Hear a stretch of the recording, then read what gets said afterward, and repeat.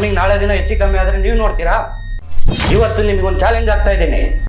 ನಮ್ಮ ಆರ್ಗ್ಯುಮೆಂಟ್ ನೀನ್ ಯಾಕೆ ಕೇಳೋದಿಲ್ಲ? ಆರ್ಗ್ಯುಮೆಂಟ್ ನೀನ್ ಯಾಕಪ್ಪ ಕೇಳೋದಿಲ್ಲ? ನಿನ್ ಇಷ್ಟ ಬಂದಂಗೆ ನೀನ್ ಮಾಡ್ಕೊಂಡು ಕೂತ್ಕೊಂಡಿರೋದಾದ್ರೆ ಮತ್ ನಾವ್ಯಾಕೆ ಅರ್ಜಿ ಹಾಕ್ಬೇಕು? ನನ್ನ ಆರ್ಗ್ಯುಮೆಂಟು ಕೇಳ್ಬೇಕು ನೀನು. ನೀನ್ ಮಾಡ್ತಾ ಇರೋದು ಅನ್ಯಾಯ. ನಾವು 10 ರೂಪಾಯಿ ಸರ್ಕಾರಕ್ಕೆ ಫೀಸ್ ಕಟ್ಬಿಟ್ಟು ಮಾಹಿತಿ ಕೇಳ್ತಾ ಇದೀವಿ, ಪುಗುಸೇಟೆ ಕೇಳಿಲ್ಲ ನಾವು.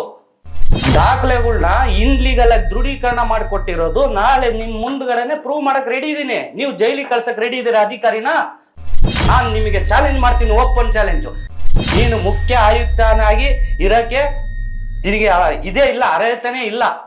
ನಿನ್ನ ಮೇಲೆ ವಿಶೇಷ ಲೋಕಾಯುಕ್ತ ನ್ಯಾಯಾಲಯದಲ್ಲಿ ನಿನ್ ಮೇಲೆ ಕೇಸ್ ಇದೆ.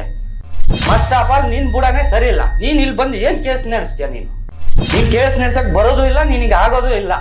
ನಮ್ಮಂತರ ಬಂದಿದ ತಕ್ಷಣ ಏಯ್ ಬಾರೋ ಇಲ್ಲಿ, ಇಲ್ಲಿ ಬಾರೋ, ಏನೋ ಮಾಡ್ತೀಯ ನೀನು? ನಿನ್ನ ಹೆಸರೇನೋ? ಅವ್ರ ಮುಂದ್ಗಡೆ ಹಂಗ್ ಮಾನ ಮರ್ಯಾದೆ ತೆಗಿಯೋದು? ನೀನ್ ರೆಸ್ಪೆಕ್ಟ್ ಕೊಡಪ್ಪ. ನಿನ್ನ ಹತ್ರ ಪುಕ್ಸೇಟ ಮಾಹಿತಿ ಕೇಳ್ತಾ ಇಲ್ಲ.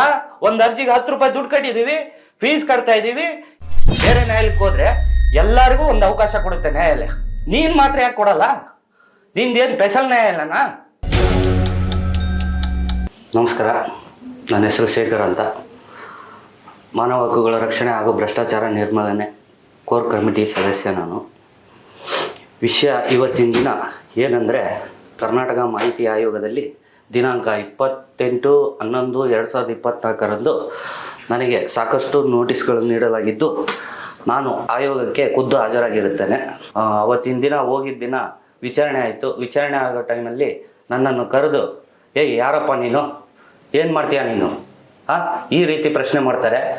ನಾನು ಮಾಡೋದಿಲ್ಲ, ಏನು ಮಾಡ್ತೀಯ ಮಾಡ್ಕೋ, ಈ ಥರ ಎಲ್ಲ ಹೇಳೋದು. ನಮ್ಮನ್ನು ಒಂಥರ ಕಳ್ಳರ ಥರ ನೋಡೋದು. ನಾವೇನು ಮನುಷ್ಯರ ಏನು?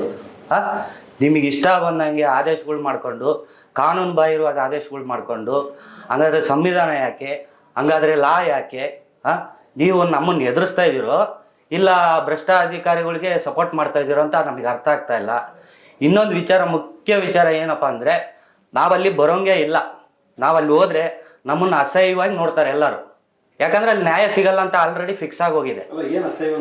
ಅಸಹ್ಯವಾಗಿ ನೋಡೋದಂದ್ರೆ, ಇವ್ರು ಬಂದಿದ ತಕ್ಷಣ ಬಾಯಿಲಿ ಕರಿಯೋದು, ಮುಂದಕ್ಕೆ ನಿಂತ್ಕೊಳೋದು, ಏನ್ ಕೆಲಸ ಮಾಡ್ತೀಯ ಅಂತ ಕೇಳೋದು, ನಿನ್ನ ಹೆಸರು ಏನಂತ ಕೇಳೋದು. ಅಷ್ಟು ಅಧಿಕಾರಿಗಳ ಮುಂದೆ ನಾವು ಹೇಳ್ಬೇಕಾ? ಹೇಳ್ಬಾರ್ದು. ಸುಪ್ರೀಂ ಕೋರ್ಟ್ ಆರ್ಡರ್ ಇದೆ ಸ್ವಾಮಿ ನಮಗೆ.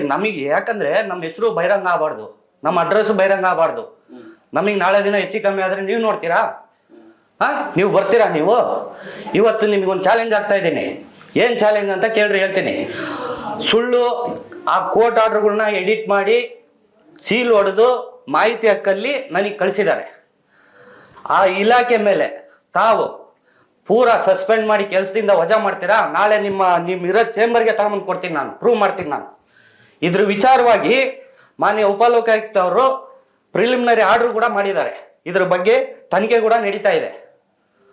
ನಮ್ಮ ಅಜ್ಜನ ಆಸ್ತಿ ಕೇಳಿದ್ರೆ ಸಾರ್ವಜನಿಕ ಹಿತಾಸಕ್ತಿ ಇಲ್ಲ ಅಂತ ಹೇಳ್ತಾನೆ. ನಮ್ಮ ಅಜ್ಜನ ಆಸ್ತಿನ ಸಾರ್ವಜನಿಕ ಹಿತಾಸಕ್ತಿಯಲ್ಲಿ ತಗೋಬೇಕಾ ನಾನು? ನಮ್ಮ ಆರ್ಗ್ಯುಮೆಂಟ್ ನೀನ್ ಯಾಕೆ ಕೇಳೋದಿಲ್ಲ?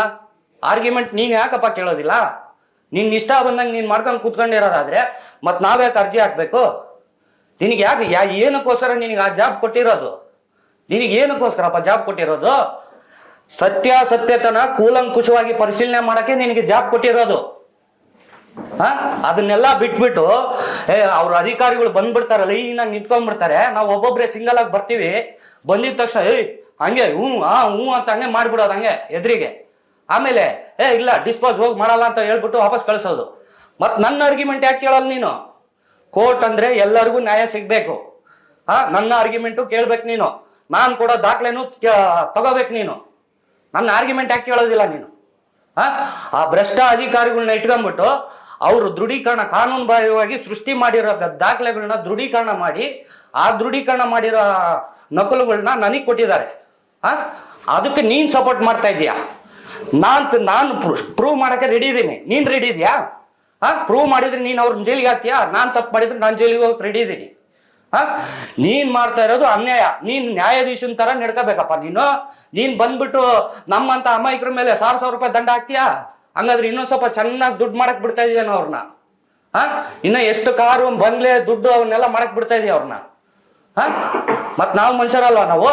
ನಾವು 10 ರೂಪಾಯಿ ಸರ್ಕಾರಕ್ಕೆ ಫೀಸ್ ಕಟ್ಬಿಟ್ಟು ಮಾಹಿತಿ ಕೇಳ್ತಾ ಇದೀವಿ, ಪುಗುಸೇಟೆ ಕೇಳಿಲ್ಲ ನಾವು. ತಮಗೆ 2 ಪ್ರಶ್ನೆ ಕೇಳ್ಬೇಕು ನಾನು. ಏನ್ ಕೇಳ್ಬೇಕಂದ್ರೆ, ಈಗ 2021ರಿಂದ 2024 ನಾವು ಅರ್ಜಿ ಹಾಕಂತ ಬಂದಿದ್ದೀವಿ. ಹೌದು, ನಾವು ಹಾಕಿದೀವಿ, ಇಲ್ಲ ಅಂತ ಹೇಳಲ್ಲ.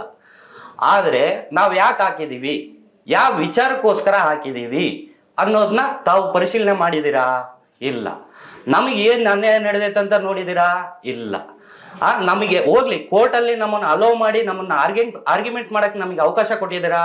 ಇಲ್ಲ. ನಮ್ಮನ್ನ ದಾಖಲೆಗಳನ್ನ ಸಲ್ಸಕ್ ಅವಕಾಶ ಕೊಟ್ಟಿದ್ದೀರಾ? ಇಲ್ಲ. ಏನೂ ಇಲ್ದಂಗೆ ತಮಿಗ್ ತಾವೇ ಆದೇಶಗಳು ಮಾಡ್ಕೊಂಡು ತಮಿಗ್ ತಾವೇ ದೊಡ್ಡ ಏನಂದ್ರೆ ದೇಶದಲ್ಲಿ ನಾನೇ ನಂಬರ್ 1 ಅನ್ನೋ ತರ ಹೊರಟ್ಬಿಟ್ಟಿದ್ದೀರಾ ನೀವು. ಸ್ವಾಮಿ, ಆ ದಾಖಲೆಗಳನ್ನ ಇನ್ಲೀಗಲ್ ಆಗಿ ದೃಢೀಕರಣ ಮಾಡಿಕೊಟ್ಟಿರೋದು ನಾಳೆ ನಿಮ್ ಮುಂದ್ಗಡೆನೆ ಪ್ರೂವ್ ಮಾಡಕ್ ರೆಡಿ ಇದೀನಿ. ನೀವು ಜೈಲಿಗೆ ಕಳ್ಸಕ್ ರೆಡಿ ಇದೀರಾ ಅಧಿಕಾರಿನ? ನಾನು ನಿಮಗೆ ಚಾಲೆಂಜ್ ಮಾಡ್ತೀನಿ, ಓಪನ್ ಚಾಲೆಂಜ್. ನಿಮ್ ಕೈಲಿ ಆಗುತ್ತಾ? ಕಳಿಸ್ರಿ ನೋಡೋಣ, ಕಳಿಸ್ರಿ. ಅಮಾಯಕರನ್ನೆಲ್ಲ ಟಾರ್ಗೆಟ್ ಮಾಡ್ಬಿಟ್ಟು 1,000 ರೂಪಾಯಿ ಒಂದೊಂದು ಅರ್ಜಿಗೆ ದಂಡ ಕಟ್ಟಬೇಕಾ? 10 ರೂಪಾಯಿ ಕೊಟ್ಟು ಮಾಹಿತಿ ಕೇಳಿದ್ದಲ್ದೆ ಕೋಟ್ಯಾಂತರ ರೂಪಾಯಿ ಜನ ಇದ್ದಾರೆ.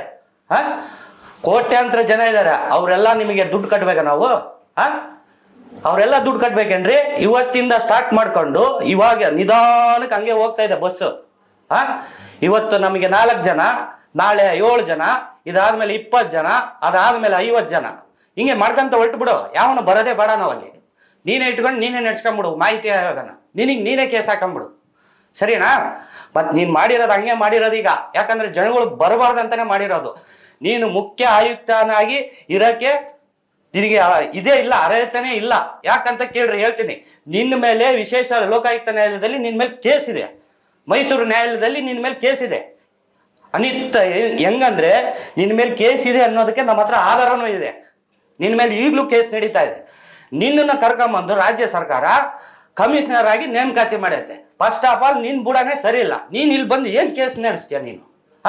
ನೀನ್ ಕೇಸ್ ನಡೆಸಕ್ ಬರೋದು ಇಲ್ಲ, ನಿನಗೆ ಆಗೋದು ಇಲ್ಲ. ಯಾಕಂದ್ರೆ ನಿನಗೆ ಒಂದು ಜೋಶ್ ಇಳಿದ್ಬಿಟ್ಟೈತೆ. ಹೆಂಗಂದ್ರೆ ಹಂಗೆ ಸುಮ್ಮನೆ ದಿನ ಪೇಪರಾಗಿ ನಿಂದೆ ಸುದ್ದಿ ಬರ್ತಾ ಇರ್ಬೇಕು, ಹಂಗೆ ದಿನಕ್ಕೆ ಅನ್ನಂಗೆ. ಸುಮ್ಮನೆ ಅದ್ರ ಬದಲು ಈ ಕೋರ್ಟ್ ಒಳಗಡೆ ನಾವು ಬರ್ತೀವಲ್ಲ, ನಮ್ಮನ್ನ ಯಾವ ತರ ನೋಡ್ತೀಯಾ, ಹೆಂಗ್ ನೋಡ್ತೀಯ ಅಂತ ನಾವೆಲ್ಲ ನಮಗೂ ಗೊತ್ತೈತೆ. ಯಾಕಂದ್ರೆ ಅಲ್ಲಿ ಯಾರು ದೊಡ್ಡವ್ರು ಬರೋದಿಲ್ಲಲ್ಲ. ಇದೇ ದೊಡ್ಡವ್ರು ಬಂದಿದ್ರೆ ಆಯ್ತು ಸರ್ ಅಂತ ಕೇಳ್ತೀಯ. ನಮ್ಮಂತವ್ರು ಬಂದಿದ್ದ ತಕ್ಷಣ ಬಾರೋ ಇಲ್ಲಿ, ಇಲ್ಲಿ ಬಾರೋ, ಏನೋ ಮಾಡ್ತೀಯ ನೀನು, ನಿನ್ನ ಹೆಸರೇನೋ, ಅವ್ರ ಮುಂದ್ಗಡೆ ಹಂಗ್ ಮಾನ ಮರ್ಯಾದೆ ತೆಗಿಯೋದು. ನೀನ್ ರೆಸ್ಪೆಕ್ಟ್ ಕೊಡಪ್ಪ. ನಿನ್ನ ಹತ್ರ ಪುಕ್ಸೇಟ ಮಾಹಿತಿ ಕೇಳ್ತಾ ಇಲ್ಲ. ಒಂದ್ ಅರ್ಜಿಗೆ 10 ರೂಪಾಯಿ ದುಡ್ಡು ಕಟ್ಟಿದೀವಿ, ಫೀಸ್ ಕಟ್ತಾ ಇದೀವಿ, ಎಲ್ಲ ಮಾಡ್ತಾ ಇದೀವಿ. ನೀನೇನ್ ಪುಕ್ಸೇಟ ಕೊಡ್ತೀಯಾ? ನಮ್ಮ ಅಜ್ಜನ ಆಸ್ತಿ ಕೇಳಿದ್ರೆ ಸಾರ್ವಜನಿಕ ಹಿತಾಸಕ್ತಿ ಇಲ್ಲ ಅಂತ ಹೇಳ್ತೀಯ. ನಮ್ಮ ಅಜ್ಜನ ಆಸ್ತಿಗೆ ಸಾರ್ವಜನಿಕ ಹಿತಾಸಕ್ತಿ ಇಲ್ಲ ಅಂತ ಹೇಳಕ್ಕೆ ನೀನ್ ಯಾರು? ನನ್ನ ಆರ್ಗ್ಯುಮೆಂಟ್ ಕೇಳಿದ್ಯಾ? ಹೋಗ್ಲಿ, ಆರ್ಗ್ಯುಮೆಂಟ್ ಹಾಳಾಗೋಗ್ಲಿ. ನಮ್ಮ ಹತ್ರ ದಾಖಲೆ ಪಡೆದಿದ್ಯಾ? ಅದು ಹೋಗ್ಲಿ. ಕೋರ್ಟ್ ಆದೇಶನ ಡೂಪ್ಲಿಕೇಟ್ ಮಾಡಿ ಸೀಲ್ ಹೊಡೆದು ನನಗೆ ಮಾಹಿತಿ ಹಾಕಿ ಕಳಿಸ್ತಾನೆ. ಅಂತ ಅಧಿಕಾರಿಗಳನ್ನ ಬಿಟ್ಬಿಟ್ಟು ಅವ್ರ ಪರವಾಗಿ ಆದೇಶ ಮಾಡ್ತೀನಿ ನೀನು. ನನ್ನ ಏನಾರು ಒಂದು ಮಾತು ಕೇಳಿದೆ ನೀನು? ನಾವಲ್ಲಿ ಆರ್ಗ್ಯುಮೆಂಟ್ ಮಾಡಕ್ ಬಂದ್ರೆ, ಇವಾಗ ನಾವು ನಾರ್ಮಲ್ ಆಗಿ ಹೇಳ್ತೀನಿ, ಬೇರೆ ನ್ಯಾಯಾಲಯಕ್ಕೆ ಹೋದ್ರೆ ಎಲ್ಲರಿಗೂ ಒಂದು ಅವಕಾಶ ಕೊಡುತ್ತೆ ನ್ಯಾಯಾಲಯ. ನೀನ್ ಮಾತ್ರ ಯಾಕೆ ಕೊಡಲ್ಲ? ನಿಂದೇನು ಸ್ಪೆಷಲ್ ನ್ಯಾಯಾಲಯನಾ? ನೀನು ಸಾರ್ವಜನಿಕರಿಗೋಸ್ಕರ ನಿನ್ನನ್ನು ನೇಮಕಾತಿ ಮಾಡಿರೋದು ಸರ್ಕಾರ, ಸಂವಿಧಾನ. ಆಯೋಗದಲ್ಲಿ ಸಿಸಿ ಕ್ಯಾಮೆರಾ ಇಲ್ಲ, ಮೊಬೈಲ್ ರೆಕಾರ್ಡ್ ಮಾಡೋದಕ್ಕೆ ಅವಕಾಶ ಕೊಡ್ತಾ ಇಲ್ಲ ಸತ್ಯೇಂದ್ರ ಅವರು. ಹೌದು. ಅದಕ್ಕೆ ಕಾರಣ ಬಂದ್ಬಿಟ್ಟು ಒಳಗಡೆ ನಡೀತಾ ಇರುವ ಅನ್ಯಾಯದ ಬಗ್ಗೆ ಜಗತ್ತಿಗೆ ಗೊತ್ತಾಗಬಾರ್ದು, ನ್ಯಾಯಾಲಯಗಳಿಗೆ ಗೊತ್ತಾಗಬಾರ್ದು ಅಂತ ನಮ್ಮಂತ ಅಮಾಯಕರಿಗೆ ಮಾಡ್ತಾ ಇರೋ ಒಂದು ಮೋಸ, ಒಂದು ವಂಚನೆ, ಮತ್ತೆ ಒಂದು ನಮಗೆ ನ್ಯಾಯ ಸಿಗಬಾರದೆಂದು ದುರುದ್ದೇಶದಿಂದ ಹುನ್ನಾರ ಮಾಡಿರ್ತಾರೆ ಇವರೆಲ್ಲ ಸೇರ್ಕೊಂಡು. ಯಾಕಂದ್ರೆ ಕ್ಯಾಮ್ರಾ ಒಳಗೆ ಬಂತು ಅಂದ್ರೆ, ಕ್ಯಾಮ್ರಾ ರೆಕಾರ್ಡಿಂಗ್ ಆಯ್ತಂದ್ರೆ, ಮೊಬೈಲ್ ಆಯ್ತಂದ್ರೆ ಯಾವನನ್ನ ರೆಕಾರ್ಡ್ ಮಾಡ್ಕೊಂಡು ಹೋಗಿ ಬಿಟ್ಗಿಟ್ಟನ ಅಂತ ಒಂದು ಭಯ ದಿನಕ್ಕೆ ಅವ್ರನ್ನ ಕಾಡ್ತಾ ಇದೆ. ಅವ್ರನ್ನ ಇದೇ ಲೆಕ್ಕ ಅವ್ರದ್ದು.